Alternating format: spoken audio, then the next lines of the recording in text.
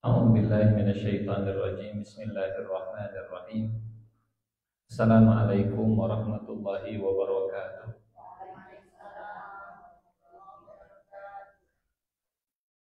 Alhamdulillahi Rabbil Alamin wa bihi nasta'inu ala umuri dunya wa din wassalatu wassalamu ala ashrafil anbiya'i wal mursalin wa ala alihi wa sahbihi ajma'in. Allahumma la ilma lana illa ma 'allamtana innaka antal alimul hakim. Allahumma 'allimna ma yanfa'una wanfa'na bima 'allamtana wa zidna ilman wa amalan ya rabbal alamin. Amma ba'du.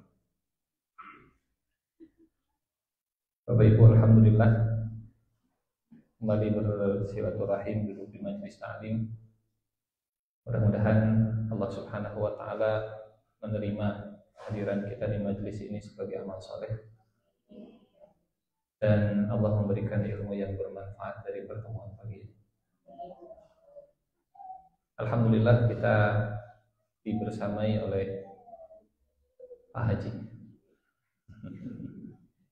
baru pulang dari tanah suci, masih bersih seperti lahir baru keluar dari perut ibunya. Haji mabrur insyaallah. Dan semoga yang belum ada kesempatan, belum pernah dimudahkan rezekinya, bisa berangkat di waktu yang dekat insyaallah.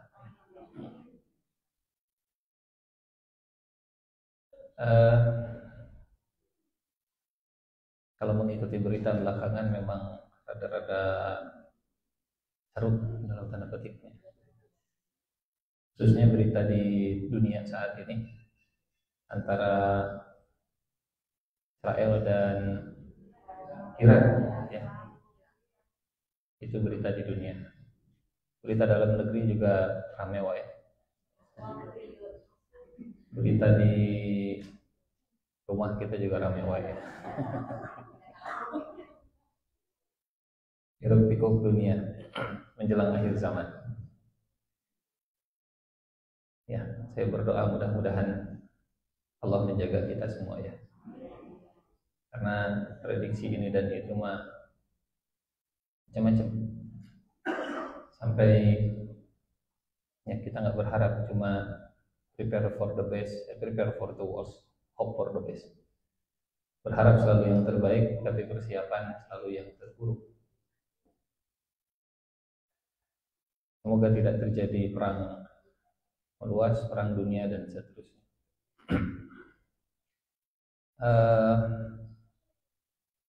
Kita lanjutkan ke kitab akhir zaman, Nihayatul Ilm, Nihayatul Alam, karya Muhammad Al-Ghulaifi insyaallah. Kalau di kitabnya ini judulnya Adamul Mubalah bimasdaril mal min haramin am min halalin. Tidak peduli dengan sumber harta, apakah dari yang haram atau yang halal. Judul aslinya demikian.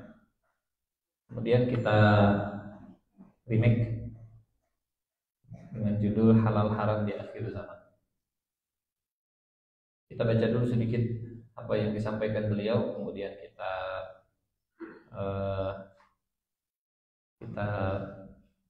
renungkan sama-sama, kita kaji bareng-bareng. Kata Dr. Muhammad Al-Ghulaifi sebagai penulis, idza qalla wara'ul muslimi qalla dinuhu. Kalau sikap wara' seorang muslim semakin berkurang, maka agamanya pun akan semakin hilang, semakin sedikit. Wara' artinya kehati-hatian. Wara' artinya menjaga jarak dengan yang samar, apalagi dengan yang syubhat. Wara' artinya lebih baik sedikit tapi halal daripada banyak tapi tidak jelas. Idza qalla wara'ul muslimi qalla dinuhu. Beliau mengaitkan antara sikap wara' dengan religiusitas. Orang religius adalah orang yang hati-hati, orang yang wara'. Wa idza qalla dinuhu waqa'a fi syubhat. Dan kalau semakin berkurang agamanya,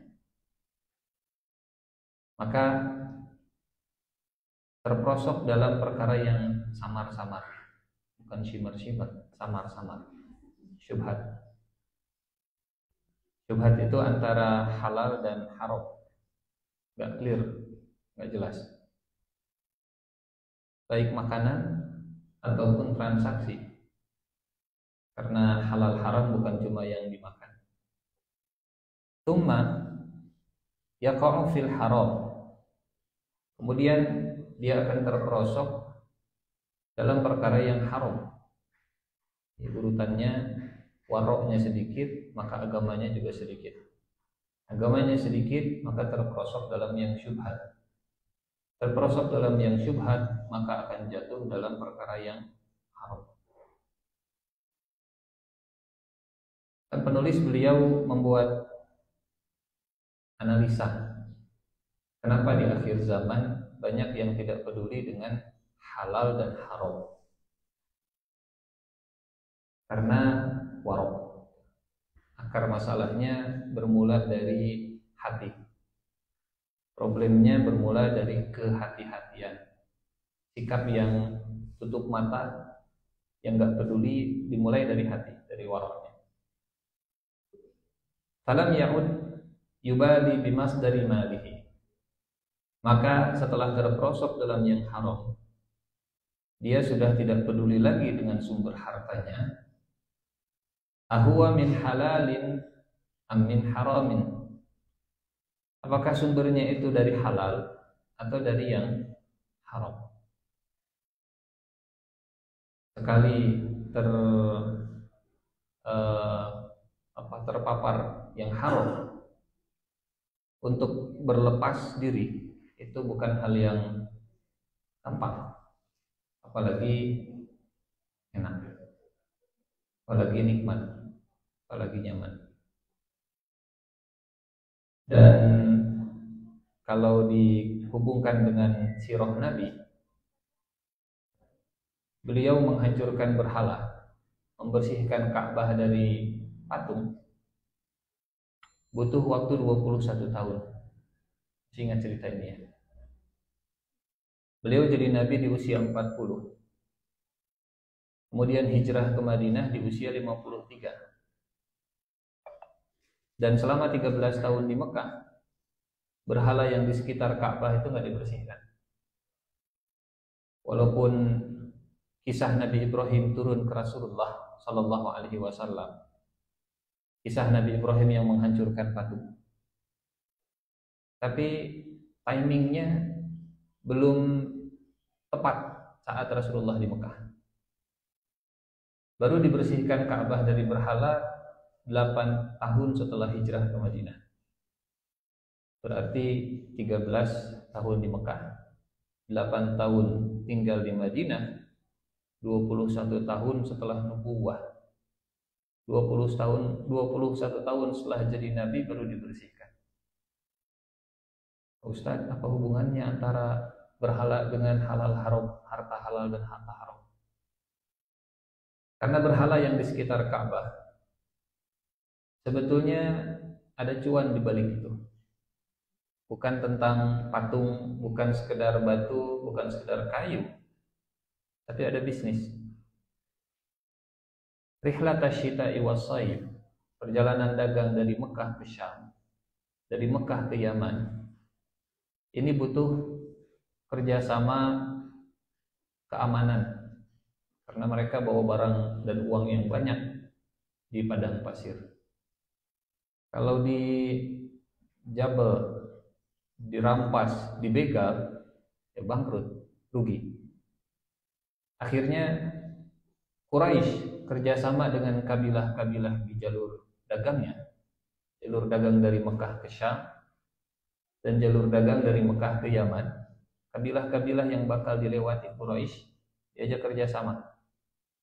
Amankan travel kami, amankan kargo kami, amankan kapal dagang kami. Kalau sekarang kapal kami akan melewati negara Anda, mohon jangan ada yang mengganggu.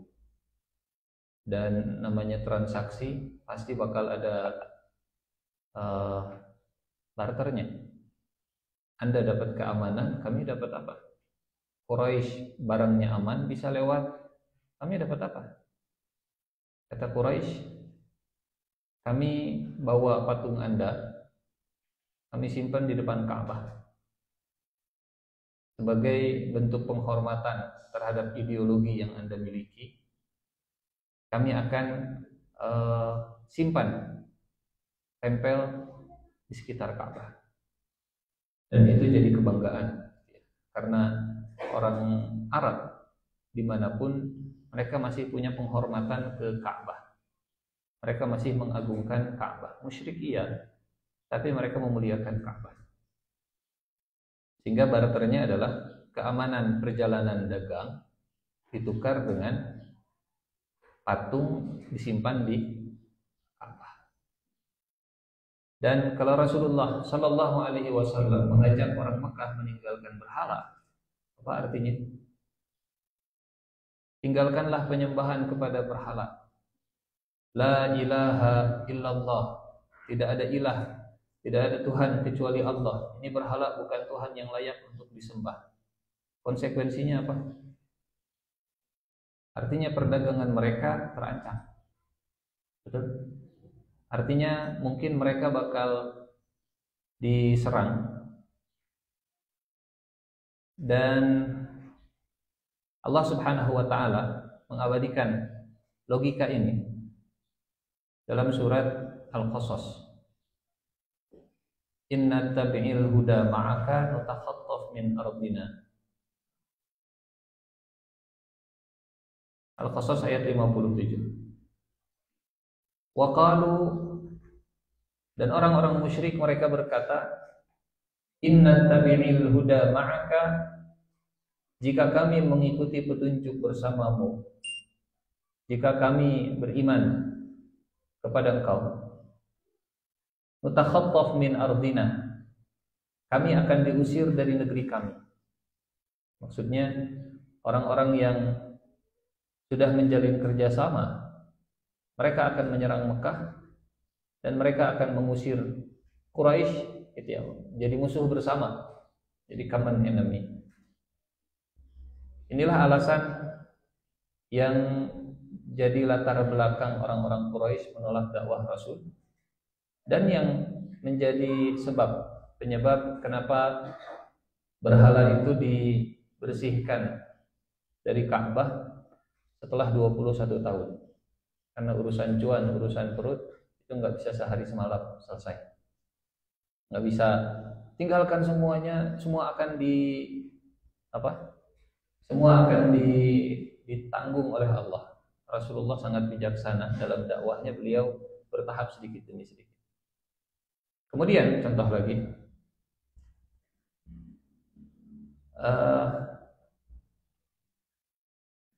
setelah Fathu Mekah,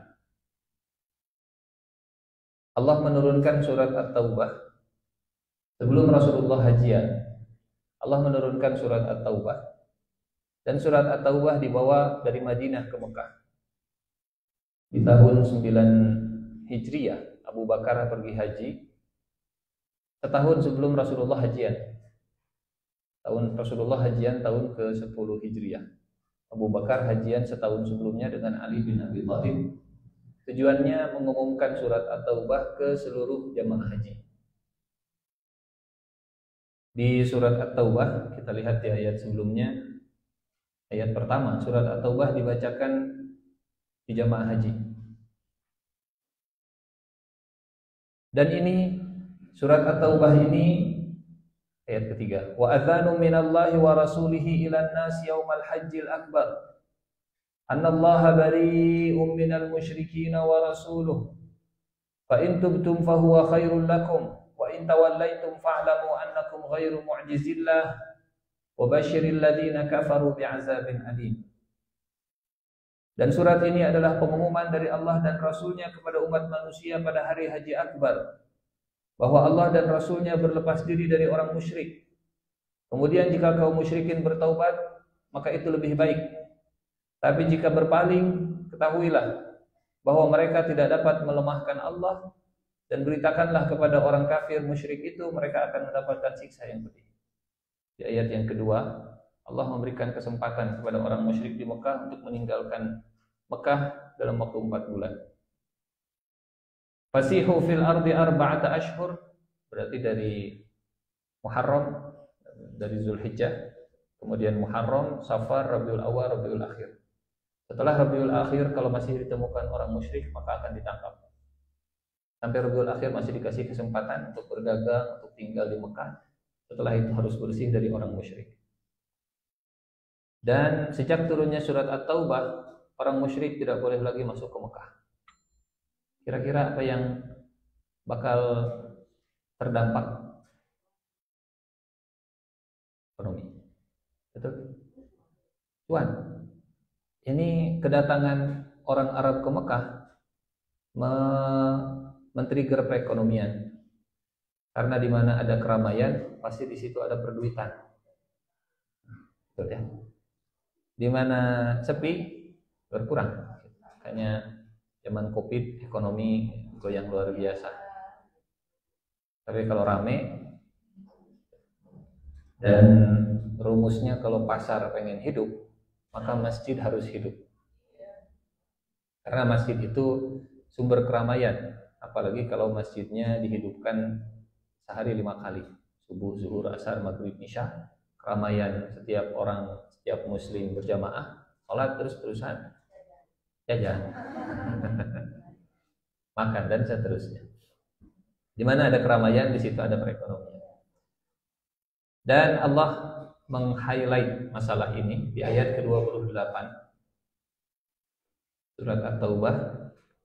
Ya ayyuhalladzina amanu innamal musyrikuuna najas fala yaqrabul masjidal haram ba'da 'amihim hadza. Setelah 4 bulan orang musyrik najis tidak boleh mendekati Masjidil Haram, dan jika khawatir engkau dengan kemiskinan, wa in khiftum 'ailah. Inilah yang menjadi motivasi terbesar penolakan terhadap dakwah Rasul, karena ada personal interest, economic interest, kepentingan ekonomi, keuangan dan seterusnya. Wa in khiftum 'ailatan fasawfa yughnikumullahu min fadlihi in syaa' innallaha 'alimun hakim. Jika kalian mengkhawatirkan kemiskinan, maka Allah akan memberi kekayaan dan karunia-Nya. Baik. Balik lagi ke sini. Mana tadi tanya? Labdai. Tsumma yaqa'u fil haram falam ya'ud bali bi masdari mali. Kemudian dia tidak peduli dengan sumber hartanya. Ahuwa min halal amin haram. Wa qad waqa'a hadza fi zamanina misdaqan lima qalahu Rasulullah sallallahu alaihi wasallam. Dan ini semua sudah terjadi di zaman kita, membuktikan kebenaran sabda Rasul. Apa sabda Rasulnya? Ini dalilnya. Dari Abi Hurairah, semoga Allah meridhai beliau, Nabi Muhammad sallallahu alaihi wasallam bersabda, la ya'tiyanna 'alan nasi zamanun la yubalil mar'u bima akhadhal mal amin halalin amin haramin. Akan datang satu masa kepada manusia, mereka tidak peduli lagi dengan apa, dari mana mengambil hartanya, apakah dari jalan yang halal atau dari jalan yang haram. Wa idza ta'amaltal yawma wajadta anna katsiran minan nas yatakalabuna 'ala jami'il mali min kulli wajhin halal aw haram. Apabila kalian perhatikan hari ini, kalian akan menemukan banyak manusia yang berlomba-lomba, sikut-sikutan untuk mengumpulkan harta dari semua arah, tanpa peduli halal atau haram. Min ajli dzalika, infaratal aqdu, dan oleh sebab itu maka benang itu sudah putus. Wa tasahalan nasu bil wadhaifi wat tijaratil muharramah. Orang memudah-mudahkan, menggampang-gampangkan, menyepelekan dengan semua jenis pekerjaan dan perdagangan yang diharamkan. Ini contoh-contohnya. Sementara Allah berfirman, kulu minat thayyibat, makanlah dari yang baik-baik. Wallahu tayyibun la yaqbalu illa thayyiban. Dan Allah itu baik, tidak akan menerima kecuali yang baik. Wa kullu lahmin nabata min suhtin wa haramin fannaru awla bih. Setiap daging yang tumbuh dari yang haram, setiap daging yang tumbuh dari yang haram, maka neraka lebih berhak untuk daging tersebut. Wa sara alladhi yataharrazu wa yattaqi syubhat ghariban bainan nas. Dan orang yang berusaha menjaga hartanya dan menghindarkan, menjaga dari yang samar-samar, ghariban bainan nas, orang seperti ini malah jadi aneh dan asing. Misalian akthar minal lazim, dianggap seperti orang yang terlalu ideal, orang langitan, padahal itulah yang seharusnya. Kalau dalam bab sholat, orang sholat itu dipandang orang yang religius, padahal itu mas standar yang paling minimal. Dia mah luar biasa, sholat 5 waktu alim. Karena alim itu mas standar, yang wajib mah biasa.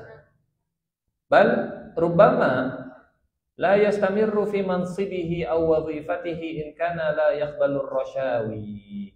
Bahkan boleh jadi dia enggak berlanjut di jabatannya, di posisinya, kalau dia tidak menerima riswah. Kalau lurus-lurus saja karirnya enggak akan mulus. Lamun gulak-gilak licin bagai ular, insyaallah mulus. Pandai menjilat asal ABS, insyaallah karirnya lancar dan seterusnya. Ini kata beliau. Di Arab muridnya sigap kieu. Di Indonesia mah insyaallah mau sigap kieu. Oh ya begitu, oke. Orang ini mah cerita di Saudi, dan beliau nulisnya sebagai orang Saudi. Nulisnya sebagai orang Arab. Dan ini tahun 2010, bukan 2025.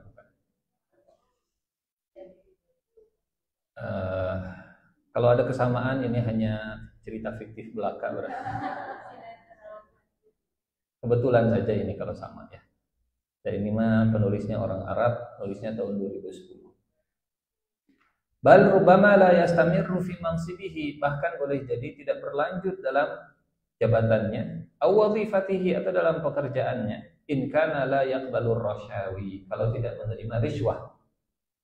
Wan nabiyyu yaqul, dan Nabi sallallahu alaihi wasallam bersabda dalam hadis yang lain, faman ittaqa syubuhat faqad istabra'a li dinihi wa irdihi wa man waqa'a fi syubuhat waqa'a fil haram. Siapa yang menjaga dirinya, memproteksi, melindungi dari yang syubhat, maka dia sudah menjaga agamanya dan kehormatannya. Dan siapa yang tergelincir, terperosok dalam yang syubhat, samar-samar, maka dia akan terperosok dalam yang haram. Nas'alullah al-hidayah wa tsabat 'ala din. Semoga Allah memberikan hidayah dan keteguhan dalam beragama. Baik, ini keterangannya.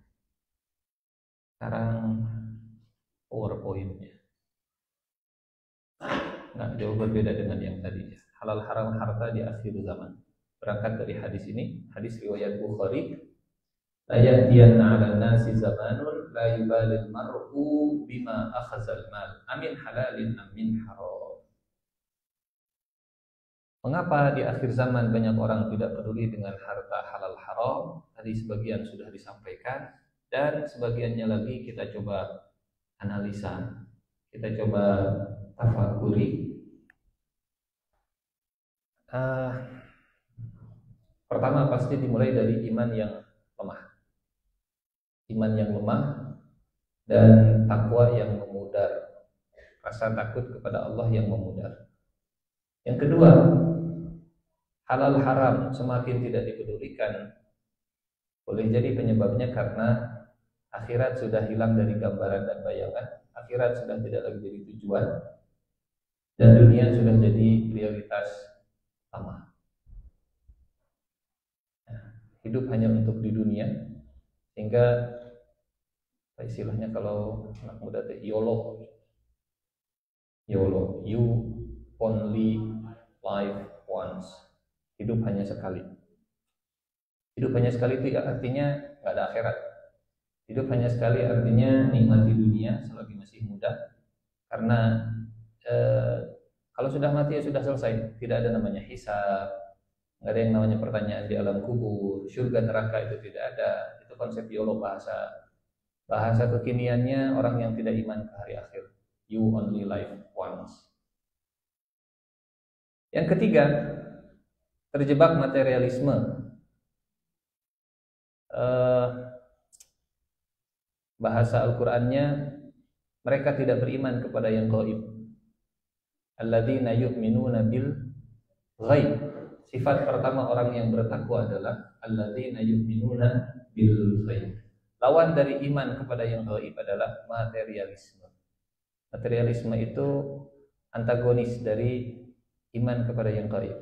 Karena materialisme, seeing is believing. Saya bisa melihat, saya baru bisa percaya. Kalau saya nggak melihat, saya nggak percaya. Dan penyakit seperti ini bukan penyakit baru. Penyakit seperti ini sudah lama. Bahkan di zaman Nabi pun, mayoritas orang-orang musyrik menolak dakwah Rasul. Mereka tidak percaya, nggak percaya dengan hari kiamat, nggak percaya dengan surga dan neraka karena penyakit ini, materialisme. Kita lihat misalnya dalam surat Al-Isra.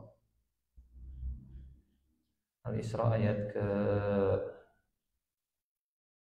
tafjira, fatufajjiral anharu khilalaha tafjira, aw tusqitas sama.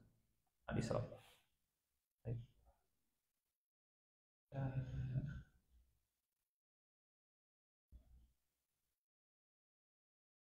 Ayat 90. Wa qalu lan nu'mina laka hatta tafjura lana minal ardi yanbu'a aw takuna laka jannatun min nakhilin wa 'inabin fatufajjiral anhara khilalaha tafjira. Orang musyrik di Mekah, mereka sering mendengarkan tentang ayat-ayat surga yang mengalir di bawahnya sungai-sungai. Jannatin tajri min tahtihal anhar. Ayat surga dan neraka di Mekah itu banyak. Dan orang musyrik mereka juga banyak mendengar ayat. Materialisme membuat orang musyrik Mekah yang menolak dakwah Rasul menuntut supaya surga itu nggak usah terlalu jauh yang nggak kelihatan. Bahasa kasarnya begini, hai Muhammad, kalau memang Tuhan mau menyiapkan surga nanti di entah berantahlah, kami nggak bisa melihatnya. Kalau Tuhanmu memang mampu menciptakan yang indah itu, previewnya lah, apa kalau bahasa kita, miniaturnya. Coba buat Mekah yang kering kerontang ini jadi surga. Ngomong gede-gede itu yang itu dan seterusnya, itu mah abstrak. Yang konkret tulisannya konkret, yang konkret lah yang kelihatan gitu. Coba buat miniaturnya. Ini Mekah yang kering kerontang, Mekah yang jadi padang pasir. Coba buat Mekah jadi sungai, Mekah jadi kebun. Seeing is believing. Kami nggak akan percaya sebelum kami melihat surga yang kau ceritakan di alam gaib sana itu ada di sini. Memang kita punya air zam-zam, tapi air zam-zam kurang lah. Pengen bisa melihat langsung air memancar di seluruh penjuru Mekah. Ini kan penyakit materialisme. Atau tusqitas samaa kama za'amta 'alaina kisafa. Atau di ayat 92, engkau jatuhkan langit berkeping-keping. Katanya kalau hari kiamat kan langit itu jatuh berkeping-keping dan seterusnya. Sudahlah, datangkan, buat langit itu berkeping-keping. Kami akan percaya kiamat itu nyata kalau kami bisa melihatnya sekarang. Au ta'tiya billahi wal malaikati qabila. Atau kalau engkau mengaku dapat wahyu dari Allah, Allah ke Jibril, Jibril menyampaikan untukmu, kami nggak mau pakai perantara, langsung saja Allahnya datangkan ke sini. Kami pengen ngobrol langsung dengan Allah Subhanahu wa taala. Au 93. Au yakuna laka baitum min sukhruf. Kami akan percaya kalau engkau punya rumah dari emas, dindingnya dari emas, kemudian capnya juga dari emas, lantainya dari emas, atapnya dari emas, baru kami percaya. Kalau ngomong tapi rumahnya belum dari emas, mah aduh, makan ngomong lah. Kalau orang sudah punya rumah dari emas, kentutnya juga sudah jadi sabda buat orang musyrik. Kan begitu maksud ayatnya. Kalau engkau punya rumah dari emas, baru kami percaya. Kalau rumahmu belum dari emas, ngomong lah. Au tarqa fis sama. Atau kami melihatmu naik ke atas langit. Tapi kami nggak akan percaya juga kecuali engkau turun dari langit membawa mushaf, membawa kertas, membawa bukunya. Walan nu'mina liruqiyyika hatta tunazzila alaina kitaban naqra'uhu. Engkau turun dari langit membawa kitab yang bisa kami baca. Semuanya sesuatu yang harus bisa dilihat, diraba dan di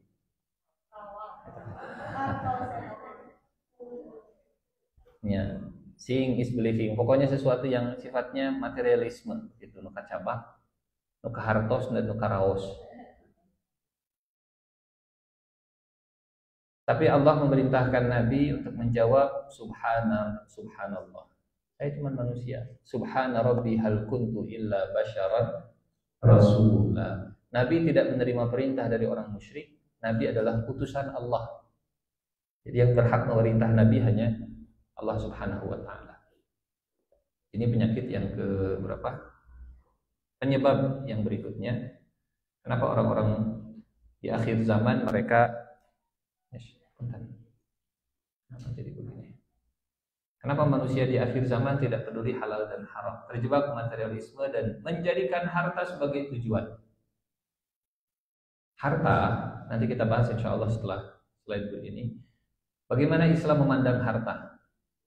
Bagaimana perspektif yang seimbang terhadap harta supaya POV yang benar melahirkan sikap yang benar juga.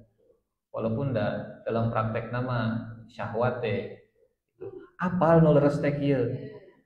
Tapi dah hawa nafsu. Minimal kita sudah punya modal, minimal ilmu sebelum amal. Karena prakteknya dalam amal kalau tidak dibimbing oleh Allah juga walaupun sudah tahu mah harta sebagai tujuan bukan sebagai sarana manusia akhir zaman. Yang keempat, normalisasi transaksi haram. Biasa. Kita pernah cerita tentang definisi normal. Sudah ya, pernah ya. Apa itu normal? Normal itu biasanya diartikan yang dikerjakan oleh banyak orang berarti itu normal. Kalau beda dengan orang lain berarti tidak normal. Kalau semuanya duduk, kemudian di belakang ada yang berdiri, berarti itu normal ya teh. Dan semuanya duduk. Tapi kalau semuanya berdiri, ada satu yang duduk, sahan itu normal. Sementara di dalam Islam normal atau tidak itu aturannya, batasannya bukan mayoritas atau minoritas, tapi mana yang benar, mana yang tidak. Yang normal itu yang benar. Yang normal itu yang sesuai dengan aturan agama. Yang beda dengan aturan agama, dia tidak normal walaupun mayoritas. Lampu masih merah, tapi semua sudah nerobos. Kita masih berhenti, sahanu normal. Tapi semuanya nerobos. Yang di belakang kita kemudian melangsung tot. Bahkan mobil aparat tot. Lampu baru gini. Ya sahanu normal berarti. Yang nerobos lampu merah atau yang berhenti di lampu merah? Yakin. Siap menjadi manusia normal di tengah mayoritas yang tidak normal. Normalisasi transaksi haram. Mayoritas itu main pelicin, pewangi dan pelembut. Pelicin, pewangi dan pelembut. Eta rapika ranti. Kanan kiri depan belakang semuanya main pelicin, pewangi, pelembut. Kira-kira yang tidak main pelicin, pewangi, pelembut normal nggak? Ini batasan normal. Jadi kenapa orang tidak lagi peduli halal dan haram? Karena transaksi yang haram dipandang normal, dinormalisasi. Yang berikutnya sistem ekonomi yang juga berbasis tidak halal. Dah kumaha deui KPP kepaksa kalau keluar dari sistem bahkan mungkin bisa dikriminalisasi misalnya teh. Bisa dipidanakan. Udah kita mah komunitasnya bertransaksi supaya tidak terpapar oleh debu-debu riba. Atau saya orang nganggek emas weh. Kemudian dilegalkan, dibesar-besarkan dan seterusnya, dicibuk juga pada akhirnya. Daripada kita menginduk ke Bank Dunia, sudahlah kita bikin sendiri. Oh, pasti diributkan. Bahkan kita bikin sendiri saja. Kris, kumaha macana teh?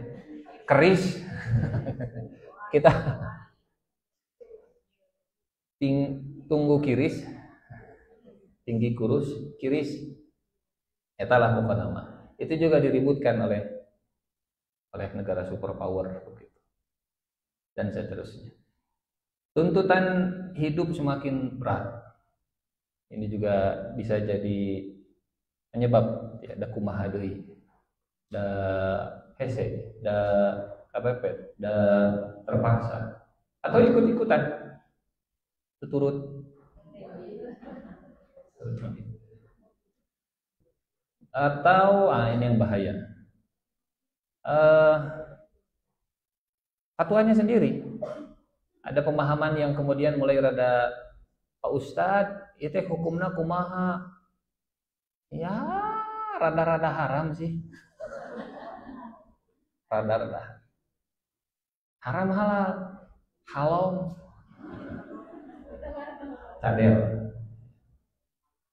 Banyaknya transaksi yang samar-samar.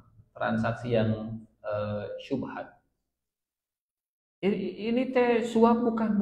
Ini mah cuma hadiah. Hadiah. Ini mah cuma pertemanan. Ini cuma pertemanan. Yang terakhir mungkin lemahnya peran amar ma'ruf dan nahi munkar. Ini hanya beberapa analisa yang boleh jadi berkembang, boleh jadi bertambah, atau mungkin ada yang sudah tidak relevan. Ini mah bukan hadisnya. Ini mah hanya sekedar analisa. Ditambahkan mangga, dikritisi juga boleh. Hadis Bukhari Muslim tentang halal dan haram dari Abi Abdullah Nu'man bin Bashir radhiyallahu anhuma. Sami'tu Rasulullah sallallahu alaihi wasallam yaqulu innal halala bayyinun wa innal harama bayyinun wa bainahuma umurun mushtabihatun la ya'lamuhunna katsirun minan nas. Nu'man bin Bashir pernah mendengar langsung dari Rasulullah sallallahu alaihi wasallam bersabda bahwa yang halal itu sudah jelas, yang haram juga sudah jelas. Ini kan unik. Kalau halal dan haram sudah jelas, kenapa manusia akhir zaman mereka nggak peduli dengan halal dan haram? Dari mana celah masuknya? Dari mana pintunya? Ternyata pintu masuk syaitan itu bukan dari yang haram, tapi masuknya dari yang syubhat, dari yang samar-samar. Wa bainahuma umurun mushtabihatun. Di antara halal haram ada perkara yang mushtabihat. La ya'lamuhunna katsirun minan nas. Tidak banyak diketahui oleh manusia. Tidak diketahui oleh kebanyakan manusia. Dari sinilah pintunya. Saat ilmu kemudian semakin, mungkin ilmu di akhir zaman banyaknya. Akses ke ilmu itu lebih mudah. Pakai internet, pakai Google, gampang lah. Yang susah adalah barokahnya. Yang susah barokah dari ilmu. Dan filternya yang susah. Di antara keduanya terdapat perkara yang syubhat yang tidak diketahui oleh kebanyakan manusia. Barang siapa yang menjauhi syubhat, faman ittaqa syubhat, barang siapa yang menjaga, memproteksi dirinya dari yang syubhat, dia telah menyelamatkan agama dan kehormatannya. Jadi yang syubhat sebaiknya Diambil atau dihindari? Sebaiknya dihindari. Yang syubhat sebaiknya dihindari. Waman waqa'a fi syubhat, karena kalau tergelincir, terperosok dalam yang syubhat, kata Nabi, waqa'a fil haram, pasti dia akan terjerumus dalam yang haram. Karra'i yar'a haulal hima, seperti penggembala yang menggembala di sekitar batas larangan. Yushiku an yarta'a fi, hampir-hampir dia akan memasuki wilayah terlarang tersebut. Ala wa inna likulli malikin hima, ketahuilah setiap raja punya batas larangan. Ala wa inna himallahi maharimu, dan batas larangan Allah adalah segala yang diharamkannya. Kalau di mall, lantai 2, lantai 3, lantai 4, di ujung lantainya, kalau mall yang ada voidnya, tengahnya bolong, kemudian sampai ke atas, orang bisa ngelihat ke bawah. Itu kan pasti dikasih pagar. Pagar itu untuk membatasi gerak atau memberikan keamanan. Pagar ya yang ada di lantai 3, 4, 5, 6, 7, 8 untuk membatasi ruang gerak atau untuk menjaga orang supaya enggak tergelincir. Itulah agama. Agama jangan dipandang sebagai pembatas ruang gerak.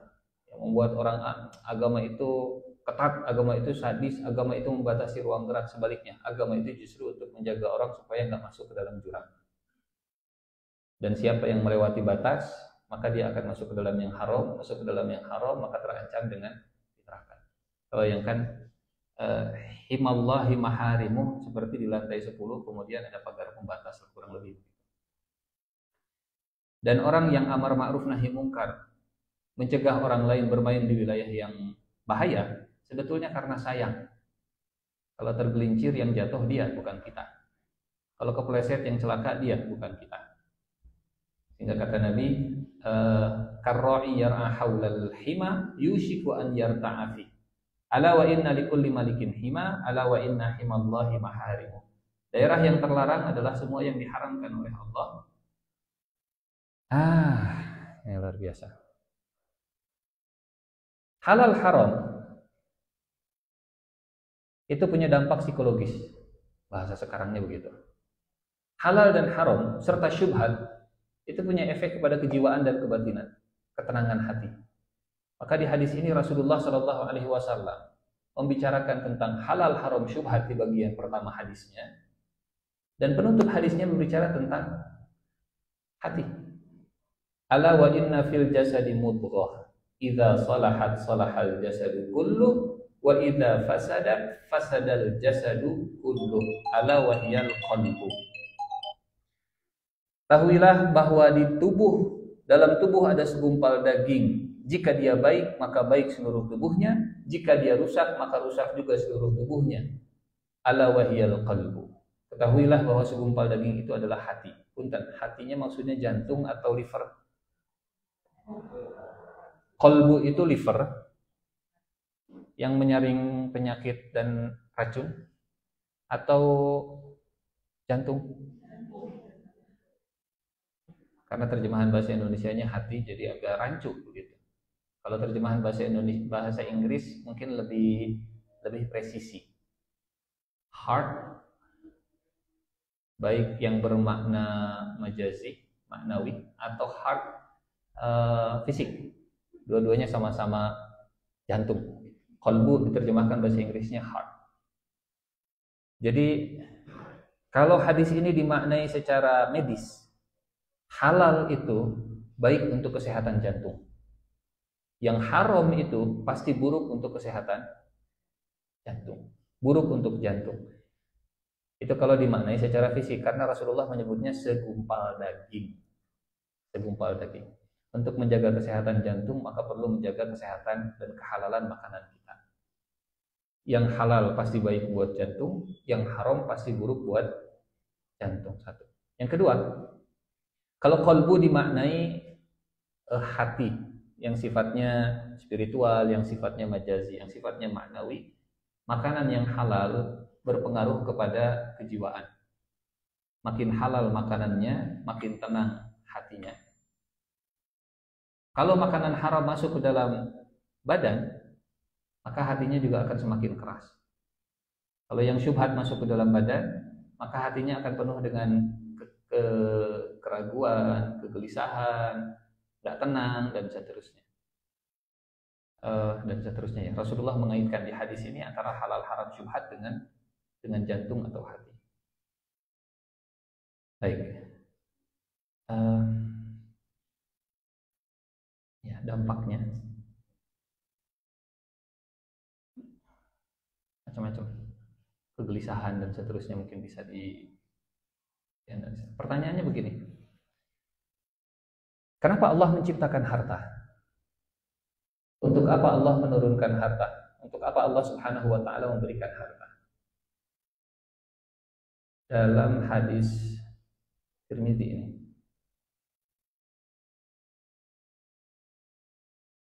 kunna na'ti nabiyya sallallahu alaihi wasallam idza nazala alaihi. Kami para sahabat mendatangi Rasul kalau Al-Qur'an turun kepada beliau. Fayuhaditsuna, kemudian Rasulullah akan menyampaikan ayat tersebut. Faqala lana zata yaumin, suatu hari saat ayat Al-Qur'an turun, kemudian Rasulullah cerita kepada kami, innallaha azza wa jalla qala, Allah berfirman, inna anzalnal mala liiqamis shalah wa ita'iz zakah. Kami menurunkan harta untuk menegakkan salat dan untuk menunaikan zakat. Walau kana libni adam wadin, seandainya anak Adam memiliki satu lembah harta, la ahabba an yakuna ilaihi sanin, dia suka, dia mau, dia ingin memiliki lembah yang kedua, lembah harta yang kedua. Walau kana lahu wadiyan, dan kalau sudah punya dua lembah harta, la ahabba an yakuna ilaihi masalisun, pasti dia mau yang ketiga. Sifat manusia, normalnya manusia tidak akan pernah puas dengan harta. Selama masih anak Adam, maka sifat itu masih ada. Walaupun sudah soleh, sifat itu masih ada. Walaupun rajin di majelis ilmu, sifat itu masih ada. Walaupun sok ngisi ceramah, pasti aya wae. Sudah jadi ustad, sami wae. Ustad juga manusia, suka harta, suka dunia. Selama masih jadi anak Adam pasti. Betul. Sudah punya ini, pengen punya itu. Sudah punya yang tahun 2024, ningali iklan tahun 2025. Aduh, hanya kalau kemarin share nu ieu. Cik atau Celeste. Celeste harusnya ngasih tahu nanti Pak, mendingan tunda dulu, mau ada facelift ini kalau keluaran tahun 2025. Selalu seperti itu. Beli yang baru tapi tetangganya beli yang lebih baru. Aduh, padahal mah, dan seterusnya. Sifat manusia selalu ada seperti itu. Apa hubungannya antara kami menurunkan harta untuk menunaikan zakat dan menegakkan sholat dengan sifat manusia yang disebutkan oleh Rasulullah SAW? Bapak Ibu,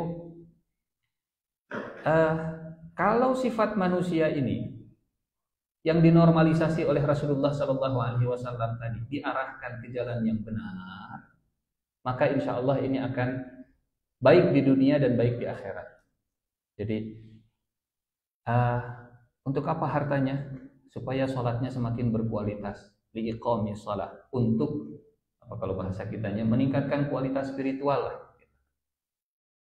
Kalau sekarang sholatnya itu di Masjid Darussalam, saya mah pengen sholatnya di Masjid Haram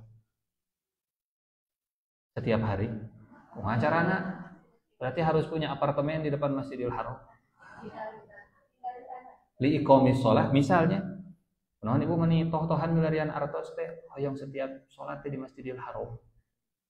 Ini contoh, dia tidak puas, sudah dikasih harta, pengen punya harta lagi, tapi harta itu kalau dipakai untuk menegakkan sholat nggak masalah, nggak masalah. Supaya bisa menunaikan zakat,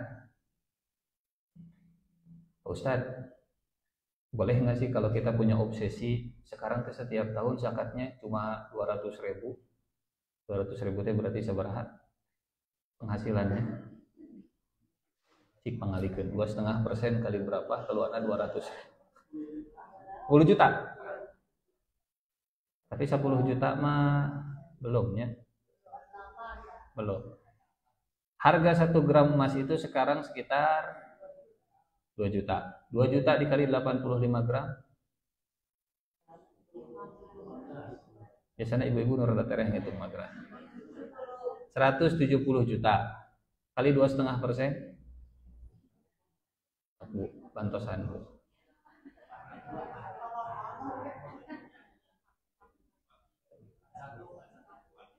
4 juta. 4 juta dibagi 12.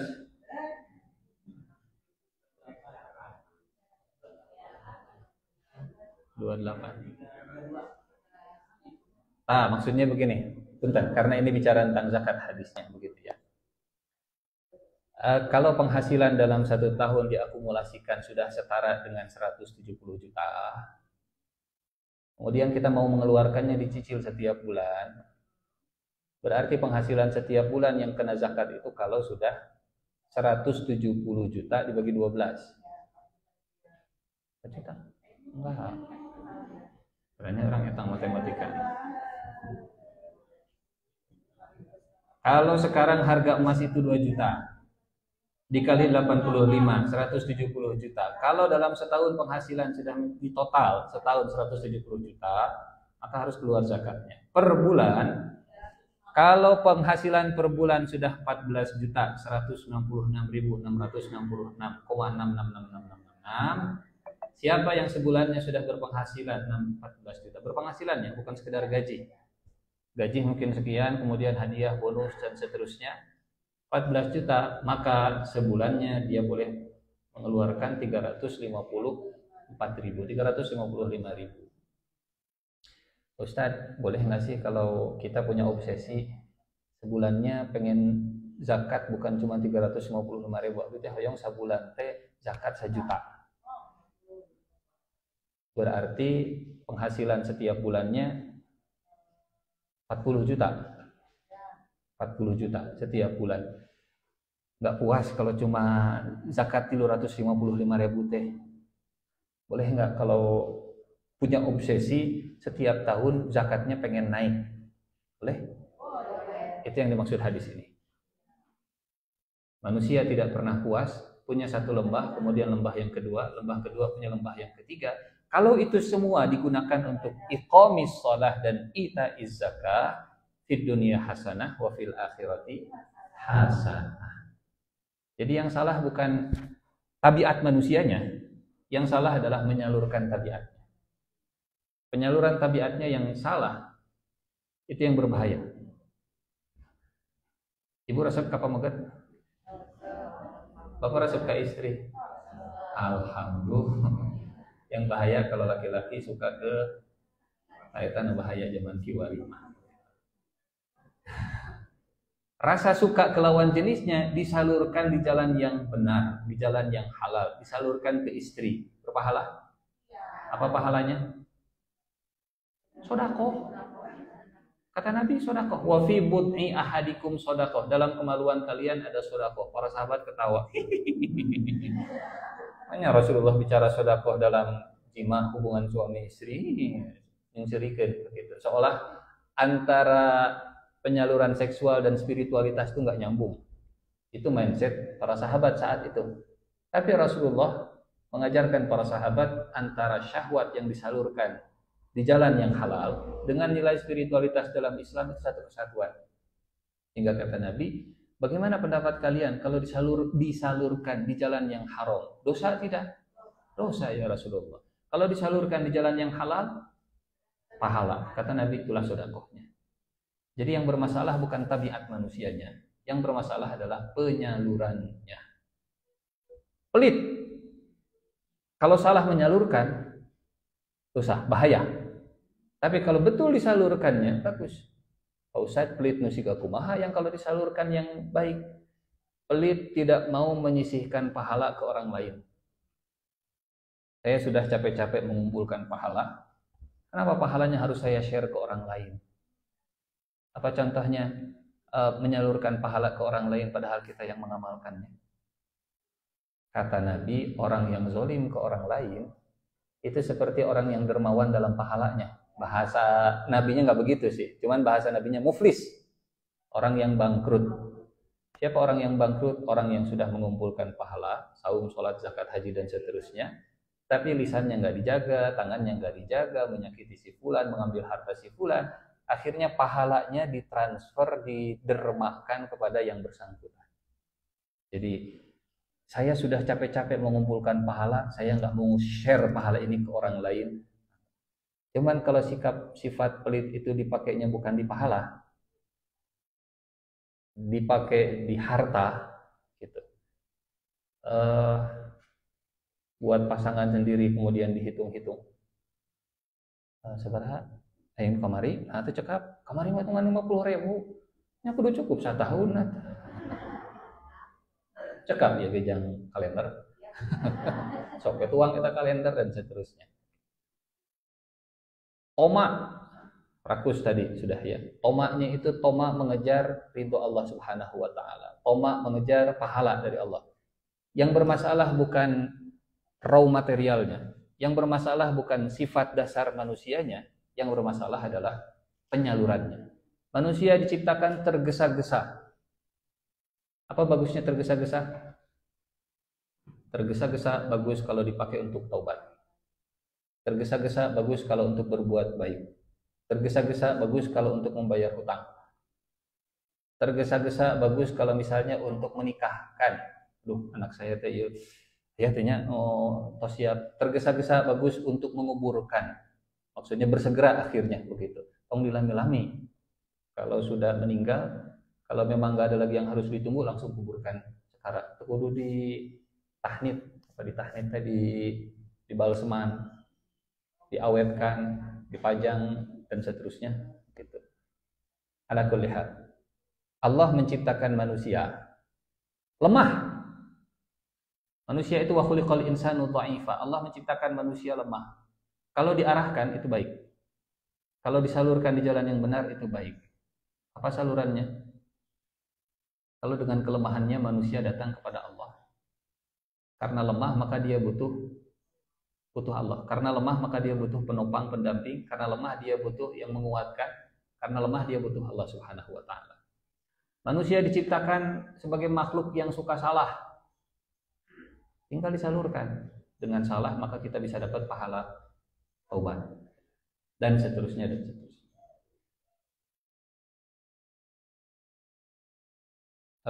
Masih tentang harta. Sebutan Al-Quran untuk harta di 6 surat. Al-A'raf, Fusilat, Al-Isra, Al-Imran, Al-Adiyat, dan Al-Anfal. Di Al-A'raf disebut Al-Hasanah, kebaikan. Di Fusilat disebut rahmah, kasih sayang. Di surat Al-Isra disebut nikmah, kelancaran, kemudahan, keringanan, kelembutan. Di surat Al-Imran disebut zinah, perhiasan.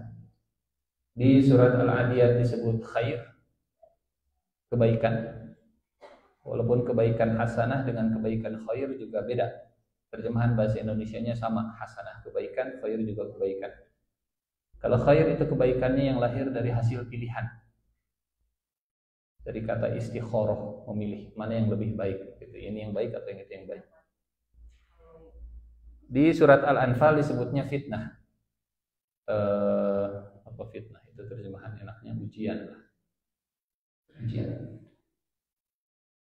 Sama di surat Al-A'raf, harta sebagai hasanah, berikut ayatnya. Tsumma badalna makana as-sayyi'atil hasanata hatta 'afaw wa qalu qad massa aba'ana ad-dharra'u was-sarra'u fa'akhadnahum baghtatan wa hum la yash'urun. Kemudian kami ganti tempatnya yang keburukan itu dengan kebaikan. Maka nasayyatil hasanah. Dalam tafsirnya Ibnu Katsir, beliau menyebut al-hasanah itu sebagai kelapangan rizki, kemakmuran, kesehatan, kesuburan tanah. semua bentuk-bentuk kebaikan duniawi termasuk harta.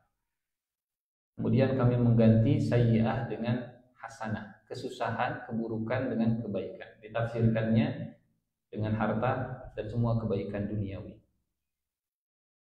Punten, positif atau negatif kesannya hasanah?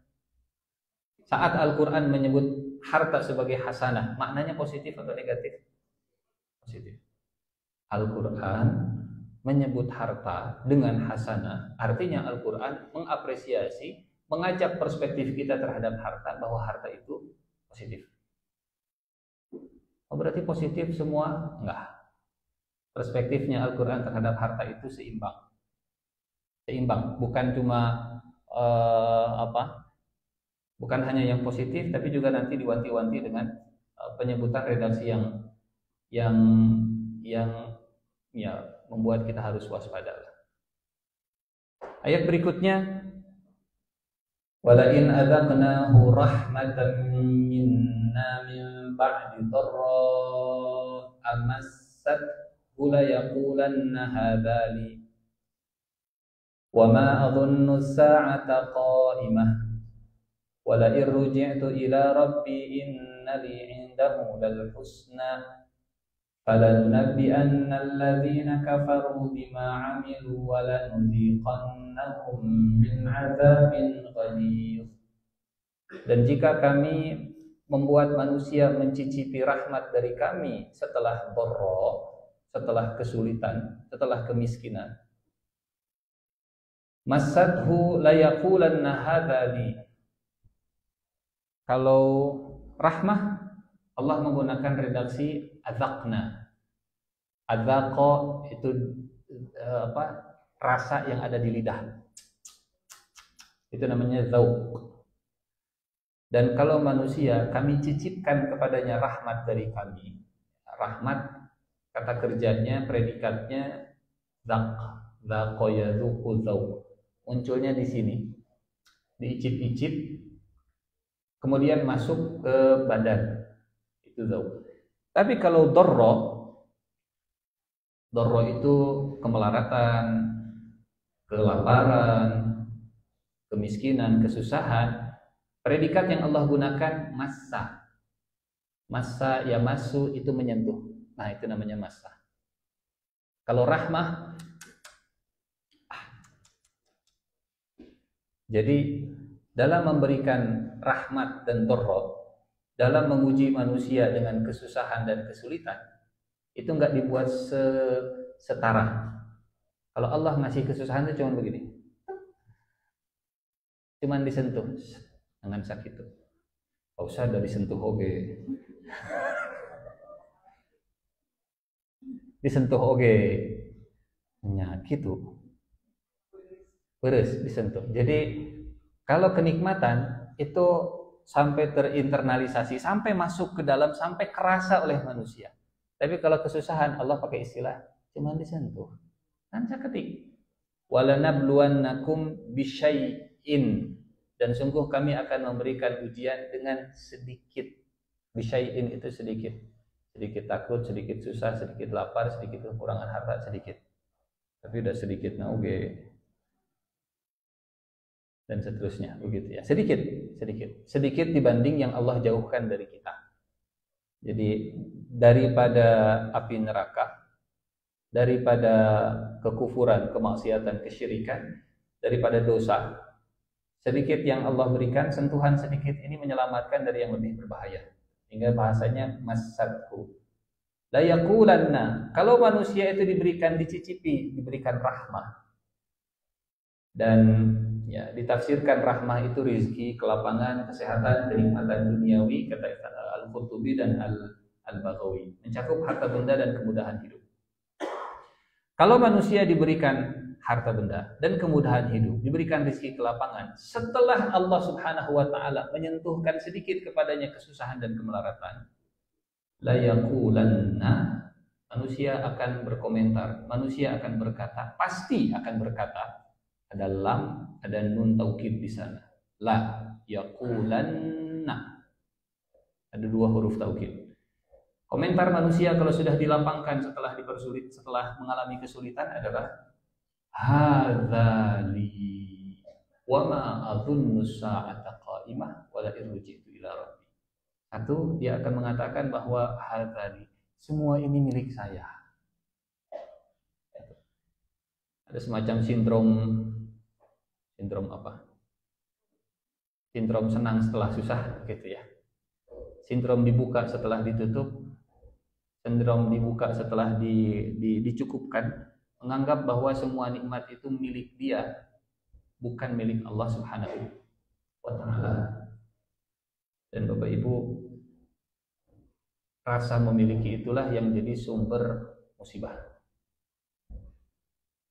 Rasa memiliki itulah yang membuat kita sakit saat mengalami musibah. Maka saat mengalami musibah, kalimat yang diajarkan, kalimat yang dibaca adalah kalimat melepaskan kemelekatan. Inna lillahi. Kita semua ini milik Allah. Apa hubungannya saat musibah mengucap inna lillahi? Untuk mereduksi sakitnya. Karena makin sakit kalau makin merasa memiliki, makin sakit kalau makin melekat.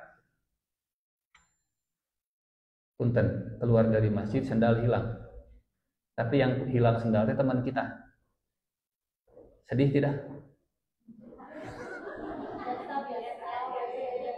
Sawe. Atau sendal yang kita pakai hilang, sedih semua. Tapi dapat pinjam. Harus mengembalikan. Betul harus mengembalikan. Yang membuat sedih karena kita merasa itu milik kita. Ini milik saya.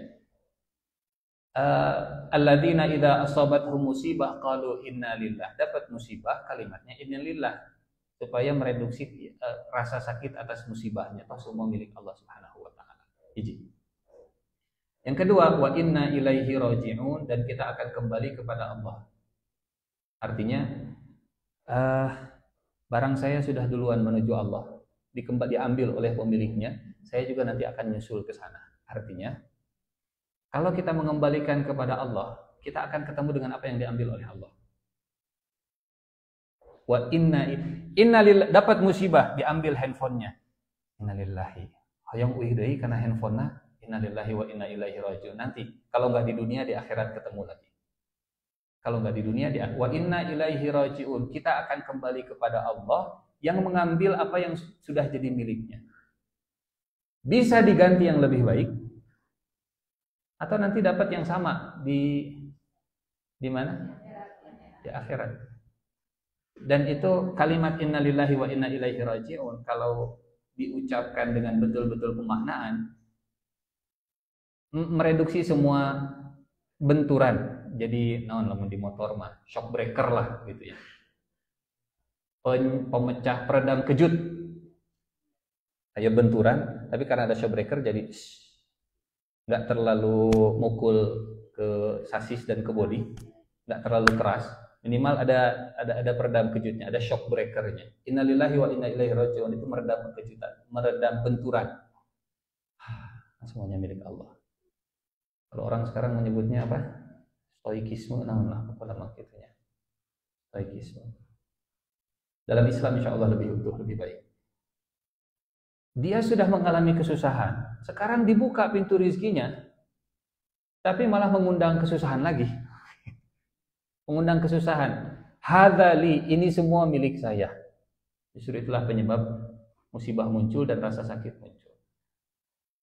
Jadi harta milik Allah. Kita hanya dititipi. Kalau suami milik siapa, Bu? Nah, itu milik Allah. Yang kedua, wa ma adzunnu sa'ata qa'imah. Sindrom dibuka setelah susah. Itu yang kedua, cenderung akan berpikir bahwa wa ma adzunnu sa'ata qa'imah itu saya nggak nyangka kiamat itu akan terjadi. Kayaknya kiamat nggak akan terjadi deh. Kayaknya kiamat jauh.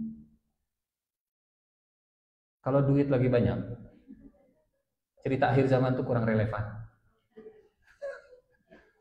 Tapi kalau dompet sudah menipis, rasa akhir bulan serasa akhir zaman. Ini apa? Analisa psikologis kepemilikan harta dengan konsep akhir zaman. Kalau Allah membuka dan menitipkan rahmat kepada orang tersebut, dia akan berkata, "Wa ma adunnu sa'ata qa'imah." Kiamat enggak akan terjadi. Itu mah terlalu utopia. Bicara tentang akhirat itu terlalu utopia. Bu, Pak, relevan tidak kajian akhir zaman? Kalau relevan, saya tahu apa penyebabnya. Enggak. Insya Allah, selalu relevannya. Gitu. Yang ketiga, wala irji'tu ila rabbi innali indahu lal husna. Kalaupun saya dikembalikan kepada Tuhan saya, innali indahu lal husna, di sisi Tuhan saya pasti akan mendapatkan kebaikan yang sama. Maksudnya, dia punya mindset kalau dunia dibuka itu tanda Allah sedang sayang kepadanya. Dan kalau Allah sayang, kalau di dunia Allah sayang dan tanda sayangnya adalah membuka dunia, masih harta, nanti saya juga di akhirat pasti dapat harta yang sama. Ini mindset yang salah. Karena Allah Subhanahu wa Ta'ala tidak pernah mengaitkan antara sayang dan dibukanya pintu dunia secara konsisten. Nggak selalu begitu. Orang yang disayang oleh Allah tidak mesti selalu dibuka pintu dunianya oleh Allah. Sebaliknya, orang yang tidak disayang oleh Allah tidak mesti pintu dunianya ditutup oleh Allah. Boleh jadi ada yang di dunianya disayang, tapi pintu dunianya tidak dibuka. Tapi di akhirat dia mendapatkan yang lebih baik dari dunia. Boleh jadi ada yang tidak disayang, tapi dibuka pintu dunianya, tapi nanti saat dia dikembalikan ke Allah, dia nggak dapat apapun, bahkan lebih buruk dari apa yang dia dapatkan di dunianya. Nah, orang ini mindsetnya, karena Allah membuka pintu dunia untuk saya, ini tandanya Allah sayang ke saya. Dan kalau Allah sayang ke saya, kalaupun saya mati nanti di akhirat saya akan dapat yang lebih baik dari ini. Jadi mindsetnya adalah orang kaya pasti masuk surga. Konsepnya begitu. Hanya orang kaya yang berhak masuk surga. Anda miskin, berarti Allah tidak sayang ke Anda, berarti Anda di akhirat pun nggak akan dapat surga. Salah? Bahaya? Bahaya. Menjustifikasi bahwa kebenaran hanya milik orang kaya dan surga hanya milik orang yang berharta. Miskin, pinggir. Miskin. Miskin, Anda tempatnya di neraka, bukan di surga, karena Anda tidak disayang oleh Tuhan Anda. Ini mindset yang berbahaya, cara pandang yang berbahaya terhadap harta dan sayang Allah. Padahal di dalam Al-Quran, Allah Subhanahu wa Ta'ala di surat Al-Fajr, Al-Fajr surat keberapa?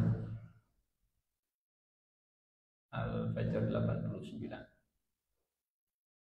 Fa'ammal insanu idza mabtalahu rabbuhu fa'akramahu wa na'amahu fayaqulu rabbi akraman wa amma idza mabtalahu faqadara 'alaihi rizqahu fayaqulu rabbi ahanan kalla balla tukrimunal yatim. Adapun manusia, apabila Tuhan yang mengujinya lalu dia dimuliakannya dan diberinya kesenangan, pintu dunia dibuka, harta melimpah, dompet selalu tebal, ya, maka dia akan berkata, Tuhanku telah memuliakanku. Kalau dunia dibuka berarti sedang dimuliakan oleh Allah Subhanahu wa Ta'ala. Adapun bila Tuhan yang mengujinya lalu membatasi rizkinya, maka dia berkata, Tuhanku menghinakanku. Sekarang begini, mana yang kelaparan, Israel atau Gaza? Mana yang dibuka pintu dunianya, Israel atau Gaza? Israel. Mana yang mulia di sisi Allah? insya Allah saudara-saudara kita yang ada di Gaza. Jadi ini mindset dan rumus yang diwanti-wanti oleh Allah dalam Al-Quran, antara kasih dan sayang itu jangan dilinearkan. Kalau dikasih pasti disayang, kalau nggak dikasih berarti nggak disayang. Allah kalau ngasih nggak pandang bulu, karena kalau ngasih pandang bulu, yang banyak dikasih, yang banyak dipandang. Atau ibu-ibu kalah dibanding bapak-bapak dan buluan. Enggak. Kasih dan sayang itu dua hal yang berbeda. Ada yang disayang dan dikasih, gitu ya. Ada yang disayang dan dikasihnya itu dibuka pintu dunia. Mana yang lebih banyak dikasih dunianya, Fir'aun atau Nabi Musa? Fir'aun. Siapa yang disayangnya? Nabi Musa. Nabi Musa. Nya Pak Ustaz ari tiasa dikasih dan disayang nya dua nana we. Betul. Tinggal bagaimana membuktikan, bagaimana memastikan kalau Allah ngasih karena Allah sedang sayang. Bagaimana memastikannya? Pastikan semakin bertambah nikmat, semakin bertambah taat. Pastikan semakin bertambah nikmat, semakin jauh dari maksiat, maka dikasihnya tanda disayang. Tapi kalau bertambah nikmat, bertambah maksiat, bertambah nikmat malah turun taat, ini yang bahaya. Kamari mah masih motor, kalau itu ka dieu teh rajin luar biasa ke masjid. Sekarang punya mobil, tapi jarang ke masjid.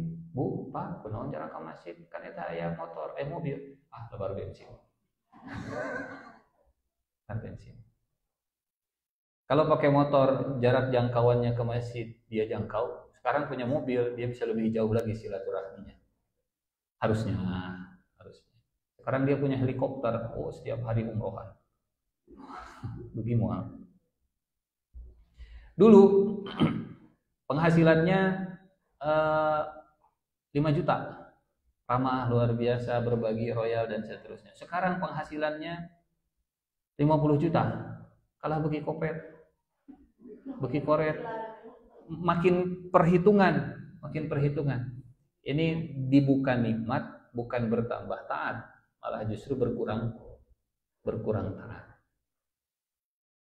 Dulu waktu belum jadi pejabat, ramah luar biasa, somaya senyum ke sana ke sini. Sekarang sudah jadi orang nomor 1 dan seterusnya. Ala kulli hal, mudah-mudahan Allah menjaga, membimbing kita supaya termasuk golongan yang bersyukur, nambah nikmat, nambah taat. Balik ke surat Al-Fajr, wa amma iza mabtalahu faqadara alaihi rizqahu fayaqulu rabbi ahanan. Kalla, sekali-kali rumusnya tidak demikian. Diluaskan atau dicukupkan itu hanya sekedar ujian, bukan tanda sayang atau tanda dihinakan. Gak ada hubungannya sama sekali. Itu tinggal si bapak itu mah geringan wae. Cigana mah dikutuk ku Allah teh. Kutukan 7 turunan cigana mah aya dosa apa. Nah, kalau memang sakit dan parah itu tanda murka Allah, Nabi Ayub beliau soleh. Kalau masuk penjara itu tanda dosa besar, mungkin Nabi Yusuf sudah berdosa besar juga. Kalau terusir dari kampung halaman dan tanah air itu karena dihinakan, mungkin Nabi Muhammad SAW nggak akan pergi meninggalkan Makkah. Jadi begitulah. Kayaknya ada part keduanya ini, karena kita belum selesai. Tadi harta sebagai apa? Harta sebagai rahmah. Wala irji'tu ila rabbi innali indahu lal husna. Dan kalau aku dikembalikan kepada Tuhanku, maka di sisi Tuhanku aku akan mendapatkan kebaikan juga. Falanunabbi'anna alladziina kafaru bima 'amilu, kami akan kabarkan kepada orang yang kafir perbuatan mereka. Walanudhiqannahum min 'adzabin ghalidh, dan kami akan cicipkan kepada mereka, kami akan buat mereka mencicipi azab yang sangat pedih. Ini harta sebagai rahmah. Terakhir mungkin satu lagi. Harta sebagai nikmat. Harta sebagai nikmat. Surat Al-Isra. Wa idza an'amna 'alal insani a'rada wa na'a bijanibi wa idza massahu syarru kana ya'usa. Dan apabila kami memberikan nikmat kepada manusia, a'rada, maka dia berpaling, wa na'a bijanibi. Wa na'a bijanibi itu kalau dipraktekkan begini, itu namanya wa na'a bijanibi. Na'a, dan dia melengus dan melengos, bijanibi, ke sampingnya, berpaling dan melengos. Tak bahasa Sunda nama. Dan apabila manusia diberikan nikmat, maka dia akan ngabalieur. Enak memang kalau terjemahkan ke bahasa Sunda. Wa idza, masya Allah, massa, kalau kami menyentuhkan sedikit, massa ya masu itu cuma menyentuh. Massa ya masu. Dan kalau keburukan menyentuhnya, kana ya'usa, maka dia menjadi orang yang putus asa. Ya isa, ya as, la tayasu min rauhillah. Ya isa itu putus asa. Disentuh sedikit dengan kesulitan, dia jadi manusia yang putus asa. Tapi kalau kami berikan nikmat, kemudahan, kelancaran, a'rada wa na'a bijanibi. An-nikmah ini berupa kenikmatan. Kata Ibnu Katsir, Syaukani, yang dimaksud dengan an-nikmah ini semua kenikmatan duniawi, kesehatan, kekayaan, keselamatan. Ayat ini konteksnya tentang sifat manusia. Ini ayat tentang psikologi manusia. Umumnya kalau diberikan ini dan diberikan itu, sering lupa diri kalau mendapat nikmat. Atau kita tuntaskan saja ya, harta dalam Quran. Harta sebagai zina, sebagai perhiasan. Berangkat dari surat Ali Imran, zuyyina linnasi hubbus syahawati minan nisa'i wal banina wal qanatiril muqantarati minadh dhahabi wal fiddati wal khairil musawwamati wal an'ami wal harth. Dzalika mata'ul hayatid dunya wallahu indahu husnul ma'ab. Zuyyina, dibuat indah. Yang membuat indahnya siapa? Allah. Dibuat indah kepada manusia mencintai syahwatnya. Syahwat kepada wanita, lawan jenis. Syahwat untuk memiliki keturunan, banin. Wal qanatiril muqantarah, dan syahwat untuk memiliki harta yang berlimpah. Qanatiril muqantarah. Minaz zahab, berupa emas. Wal fiddah, perak. Wal khail, dan kuda. Tapi disebut sifatnya al-musawwamah. Al-musawwamah itu kalau bahasa sekarang branded car. Musawwamah itu brand. Coba lihat di terjemahan yang ada di Quran. Musawwamah kalau konsep sekarang itu brand. Jadi naon merekna? Nah, merek Cina sekali pakai itu. Image-nya belum dapat mungkinnya kalau zaman sekarang. Tapi kayaknya makin lama makin bagus juga. Khailil musawwamah adalah, jadi kuda di zaman dulu bagi bangsa Arab itu juga nggak sama. Ini ada kuda yang dirawat oleh si fulan, ini ada yang kuda itu hasil hibrid dari keturunan ini keturunan itu. Ini kuda teh kuat, gagah, ganteng, dan seterusnya. Ini namanya khailil musawwamah, branded car. Wal an'am, dan hewan ternak. Aset yang sifatnya itu investasi berkelanjutan, cucuan, anakan, cicitan, dan seterusnya, beranak pinak, bukan cuma uang yang ditabung dan tidak bertambah. Kalau itu zahab wal fiddah, itu pun nilainya terjaga, karena tadi orang maya inflasi itu hanya nabung 10 miliar disimpan di berangkas, 10 tahun lagi nilainya enggak 10 miliar lagi. Tapi kalau disimpannya pakai zahab dan fiddah, insya Allah nilainya bertahan. Nilainya bertahan. Wal an'am, ini investasi yang sifatnya berkelanjutan. Wal harth, investasi atau aset yang eh, bisa dikonsumsi. Kebutuhannya kebutuhan jangka panjang dan juga bisa memenuhi kebutuhan jangka imah. Zalika mata'ul hayatid dunya, itulah perhiasan dunia, wallahu indahu husnul ma'ab. Sementara Allah punya tempat kembali yang lebih baik. Jadi harta, qanatiril muqantarah disebutnya zina. Zuyyina. Kata Ibnu Katsir, az-zinah merujuk pada kecintaan terhadap harta benda duniawi yang dianggap sebagai perhiasan kehidupan. Rasanya lebih maco gitu kalau dia punya pasangan, rasanya lebih gagah, lebih indah kalau dia punya banyak anak menemaninya. Rasanya itu lebih jantan, lebih cantik. Rasanya itu lebih wow kalau semua jarinya penuh dengan emas. Contohnya itu namanya zuyyina linnas hubbus syahwat.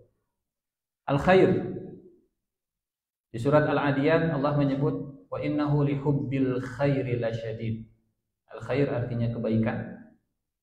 Kata Ibnu Abbas dalam tafsir Tabari dan Ibnu Katsir, kata Qatadah, Mujahid, Dhahhak, al khair di sini bermakna al-mal, harta benda. Dan sungguh manusia itu mencintai harta dengan sangat besar. Wa innahu lihubbil khairi lasyadid. Kemudian yang terakhir, harta sebagai fitnah. Wa'lamu annama amwalukum wa auladukum fitnah. Masih ingat apa itu fitnah secara bahasa artinya? Selain itu bukan makna asli. Fitnah itu dipakai oleh orang Arab kalau mereka mengambil emas, kemudian dibakar, dan untuk diuji, ini emasnya asli atau palsu. Itu namanya fitnah. Jadi fitnah itu menempatkan barang berharga untuk dites keasliannya. Jadi kenapa orang beriman mengalami fitnah? Karena Allah memandang orang yang mengaku beriman itu barang berharga, orang yang berharga. Tapi perlu diuji. Saat ada orang yang deklarasi, saya beriman, dalam pandangan Allah emas ya. Tes cik, asli itu emas. Nah. Itu fitnah. Secara bahasa itu artinya fitnah. Jadi iman itu dipandang berharga oleh Allah, tapi kalau deklarasi di mulut perlu diuji, perlu dibakar dulu, masukkan ke smelter, masukkan ke panas yang membara. Kalau ada residu semuanya, oh berarti ini emas. Mas Joko. Mas aslinya. Ini makna fitnah. Wa'lamu annama amwalukum wa auladukum fitnah wa annallaha indahu ajrun 'azim. Dan sesungguhnya di sisi Allah ada upah yang besar, ada pahala yang besar. Lulus ujian harta, lulus ujian anak, maka Allah akan memberikan upah yang besar. Kesimpulannya, semua redaksi tadi Allah sesuaikan dengan konteksnya. Antara terjemahan bahasa Indonesia nama gitu-gitu kan ya. Harta. Tafsirnya ini tentang harta. Tapi konteksnya itu menentukan.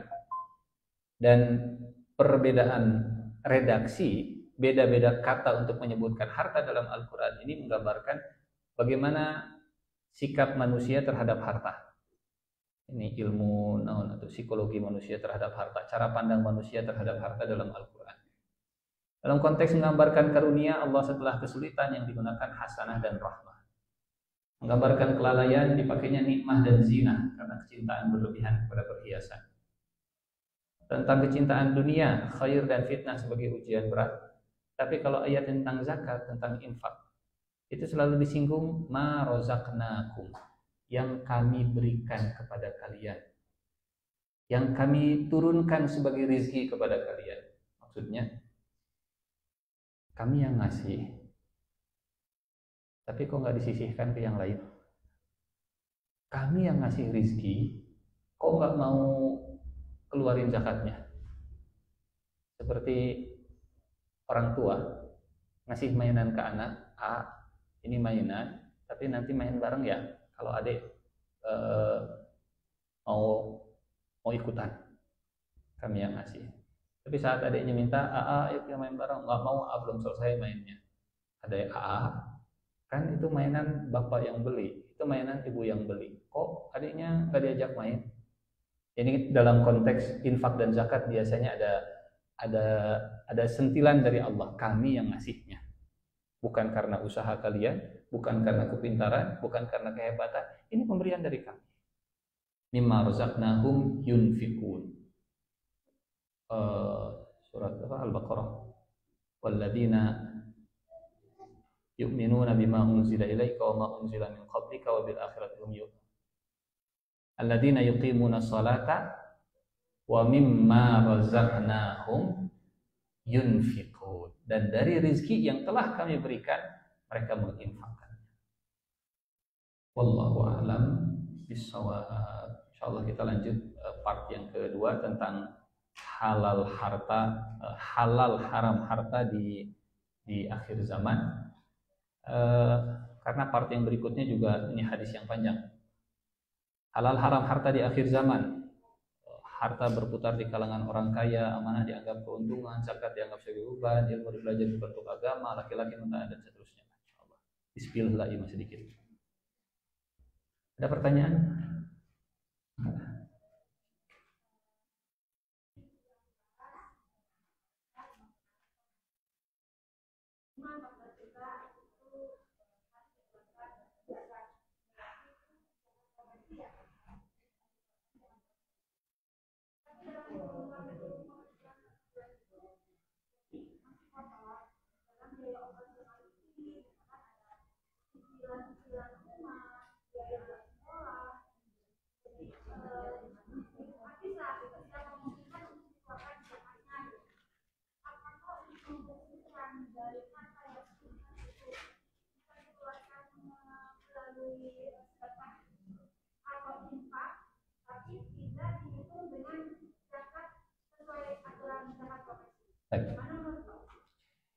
Jadi ada yang menghitungnya dari bruto, apa yang dia terima dia keluarkan 2,5-nya.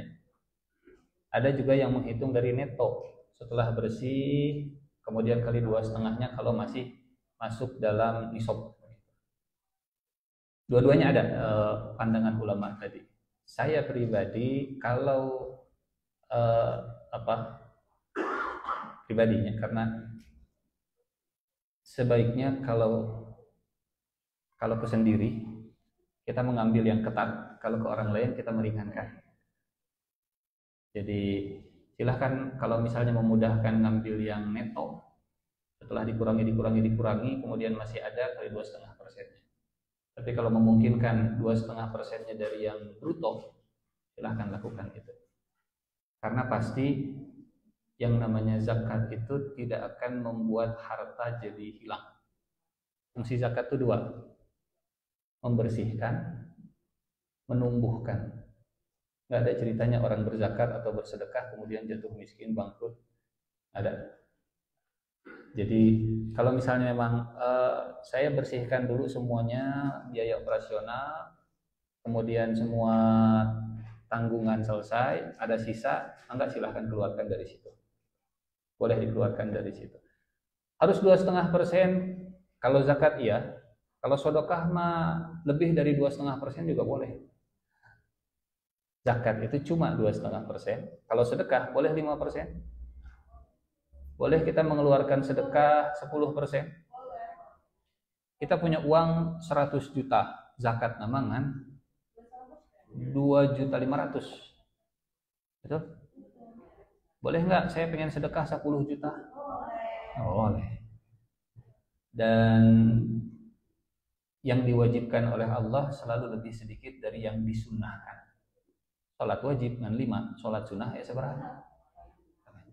Saum wajib ngan 30 hari, saum sunnah hanya. Haji yang wajib sekali. Mun hoyong haji deui madinya we asal aya antriana dan jangan furoda di situ berangkat.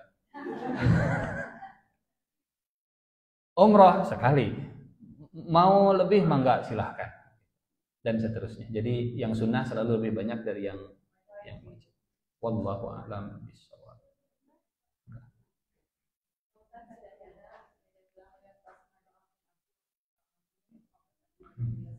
Alhamdulillah. Alhamdulillah, mabrur insyaallah, mudah-mudahan.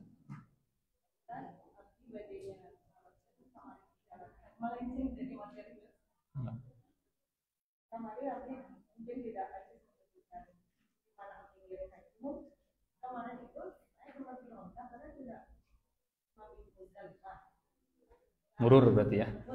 Murur.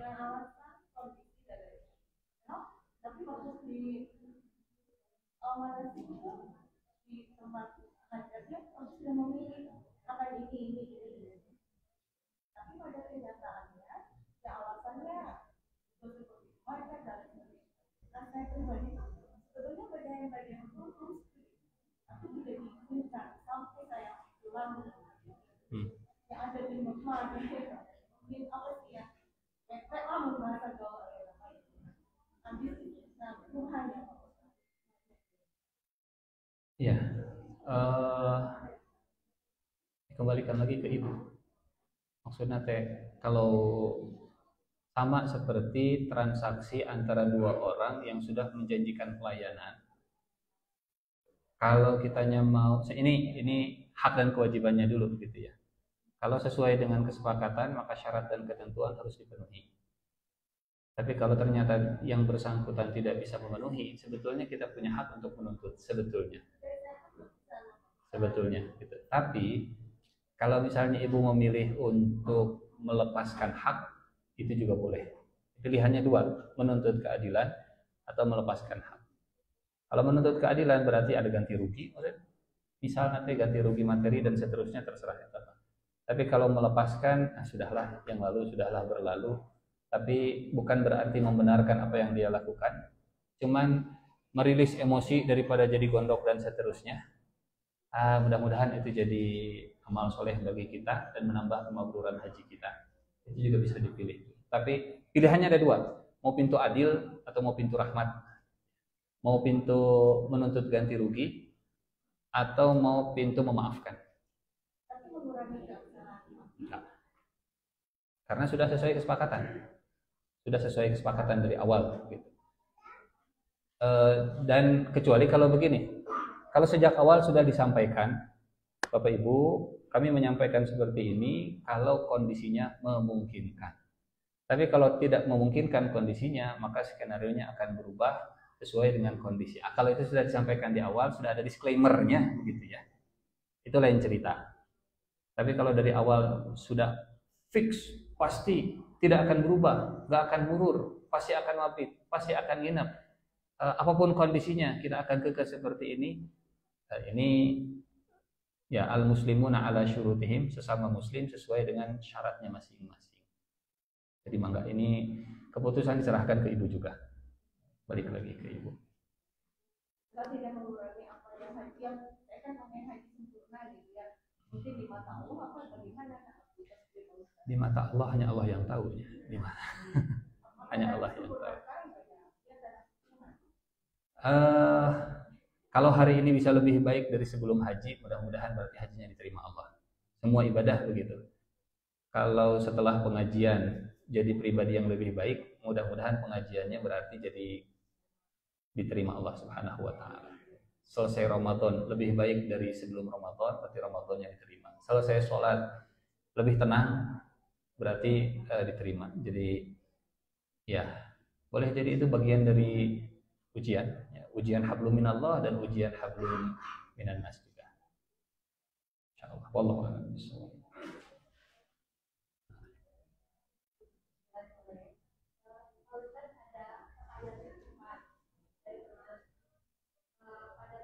Pertanyaan dari ibu juga nggak apa-apa kok.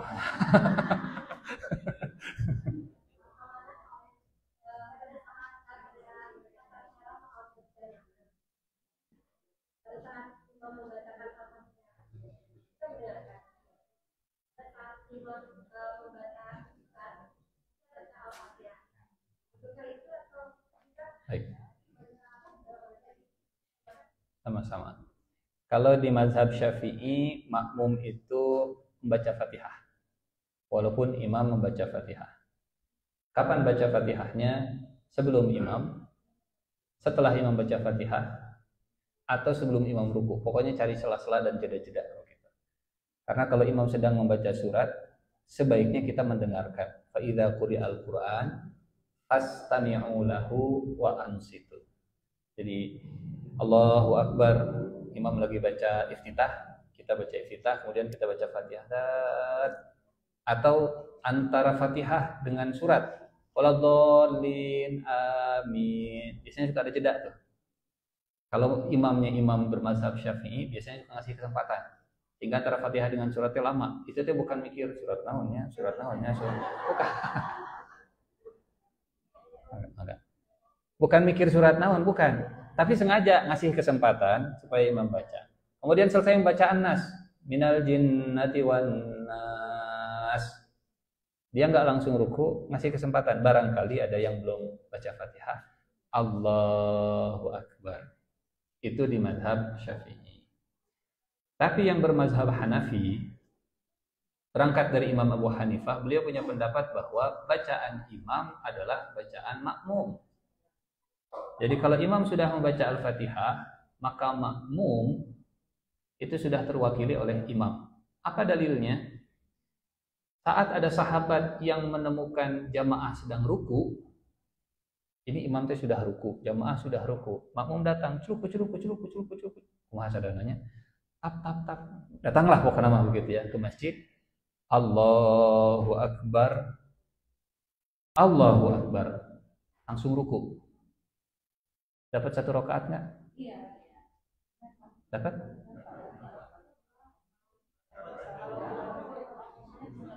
Para ulama berbeda pendapat. Dapat imam masih ruku. Kita datang Allahu Akbar. Masbuk tidak? Kalau dapat rakaat berarti tidak masbuk dong. Nah, disinilah perbedaan pendapatnya. Kata Abu Hanifah, berangkat dari hadis tadi, ada sahabat yang masuk ke barisan saat Rasulullah sudah ruku, beres salam, dia ikut salam. Dan Rasulullah nggak nyuruh nambah rakaatnya. Berangkat dari kejadian ini, kata Abu Hanifah, maka makmum yang tadi kebagian ruku itu, yang takbiratul ihram langsung ruku dan tidak baca Fatihah, padahal Fatihah itu rukun, karena dia sudah diwakili oleh imam. Itu dalilnya Abu Hanifah. Dalilnya Imam Syafi'i dari hadis la sholata liman la yaqra bi Fatihatil Kitab. Tidak ada sholat bagi yang tidak membaca Al-Fatihah. Itu dalilnya. Jadi ilmunya begitu, prakteknya pilihannya diserahkan ke masing-masing. Yang penting jangan sampai itu sholat. Jangan sampai antara yang Fatihah dengan yang tidak Fatihah ribut. Anu teu salat tepuk tangan. Tuh tinggal inu salat we ribut mending teu salat, ribut jadi teh. Wallahu a'lam. Ada lagi? Cukup? Baik. Kita tutup dengan doa kifaratul majlis. Subhanakallahumma wa bihamdika asyhadu an la ilaha illa anta astaghfiruka wa atubu ilaik. Aku qouli hadza wa astaghfirullah li wa lakum. Assalamualaikum warahmatullahi wabarakatuh.